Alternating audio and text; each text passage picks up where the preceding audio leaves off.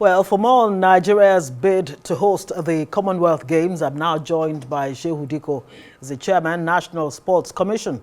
Thank you very much for joining us on Newsnight. Well, let me quote what President Tinubu said concerning this bid. He says, it's a dream that must be realized. Well, you led the delegation to London to present the bid. Talk to us about this bid and what Nigeria is putting forward to actually win this. How optimistic are we that we can get it? Good to have you on Newsnight.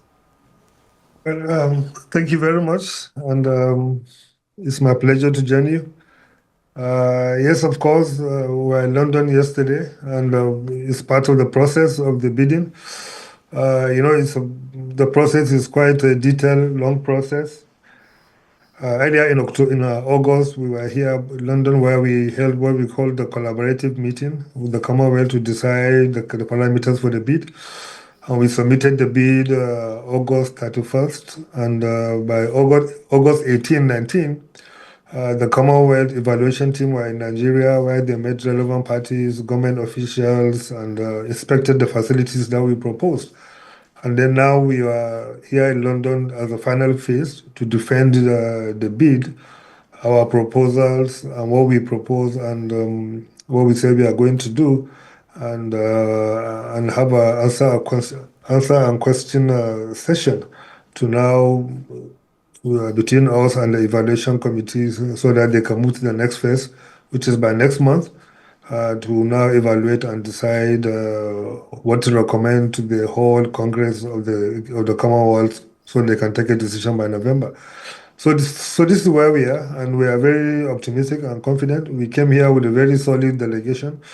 We are able to put a very strong pitch, I believe. And of course, Mr. President Bola Ahmed Tinubu, GCFR, is quite determined about it, and his own intervention and his own message to the bid committee is quite vital to the final decision that will be taken. So I believe we have met the requirement, and we are quite very, very optimistic. This time around, it will not be like what happened in 2009 when Nigeria bidded to host the 2014 and we are not able to make it. Probably we have done the groundwork, and hopefully it's going to be positive at the end of the day. Yeah, you've done the groundwork. How much work really has gone in? I mean, you say you're ready, willing, and able, but how ready is Nigeria? 2030 is 5 years from now. How ready is Nigeria to host this event that's never been hosted on African soil in 100 years of the Commonwealth? How ready is Nigeria? And what exactly does Nigeria stand to gain from hosting this event if it eventually wins the bid? Well, we are very ready because, the Commonwealth hosting of the Games has been reset. The Commonwealth Games now have a new structure of the way they want to host the Games. They actually don't want countries to go on building new facilities, new structures just for the Games. They want you to use your existing facilities and what you have already to host the Games, except the new facilities you are building is something that is already in your national developmental plan. So, and I believe based on these principles, if you look at what we have in Abuja, because we are proposing to do most of the Games in Abuja and then some few in Lagos, we already have all the facilities in place that we can do it.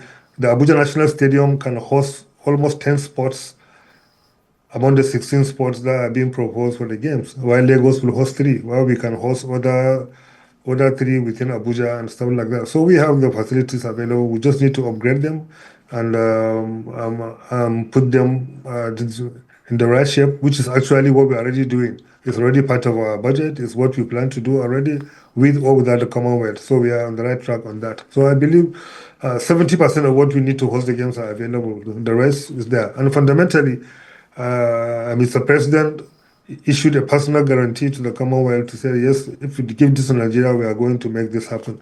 All the relevant agencies and ministers who are involved in this have issued their guarantees to the Commonwealth to say, yes, we provide the enablers to get this done. So we are already on that part of the day. And, hosting this major event is quite a decisive moment, and can be a catalyst that will unlock the potentials of a country and open the country to the world and creating wealth, creating new infrastructure, putting the country, creating the soft power, and putting the country in the best shape that it should be. That is why all the countries in the world are angling to host one major event or the other. You can see, for example, even 2 days ago, I think, Donald Trump, in his speech at the United Nations, one of the main positive of his speech was telling the world that the United States are going to host the 2026 FIFA World Cup and the 2028 Olympics. So meaning that they are very proud to have it, and they are opening their country, their country in that light. So the benefit that will arise in Nigeria if you're able to host this game is quite large, is quite vast, both above the line and below the line. Most importantly, we're going to create wealth, and across all the pillars of wealth creation through sports, like the sport wealth, for example, diplomatic wealth, economic wealth, cultural wealth, social wealth, all are going to come together to make sure that the benefits are sustainable. And of course, the legacies that we'll have after the hosting will live far for a very long time. The Abuja Stadium today stands because we hosted the Africa game in 2003. The Games Village in Abuja, most of the roads in Abuja, hospitals, and so many things that were put together. Okay. It's going to happen like that. So, all right, very I quickly, believe the benefit is incredible. yes, I mean, great points you've made there as to what Nigeria stands to benefit, but have you had a sit down to factor what exactly it will cost Nigeria in Naira and Kobo terms, or if you like, in dollar and cents, I mean, and what in terms of money Nigeria will gain beyond the cultural, and all the other points that you've raised? Well, if you look at it, I tell you, we already have more than 70%, 80% of the facilities we needed. So it's not going to cost that kind of money building new things. And then, of course, we are going to work, our plan is to work more to get the private sector to come on board and be part of the games. And of course, we are working very hard to create the National Sports Development Fund. It is already in the National Assembly, have passed the second reading. So that fund is supposed to even raise funding to the private sector through other means that will be deployed through this process. So at the end of the day, between now and 2030, we will be in a very top shape to get all the resources needed, mostly for the private sector and also through the fund that we are creating. So I don't think it's going to cost something that is astronomical beyond Nigeria. And of course, even the Commonwealth themselves now have decided that hosting of the games should be reset to less than 40% of what it used to cost before. That's one of the conditions they have. So they also realize that it has to be within affordable means. And we believe we are very, very, very much capable to do that. Right, and that's a good place to leave it.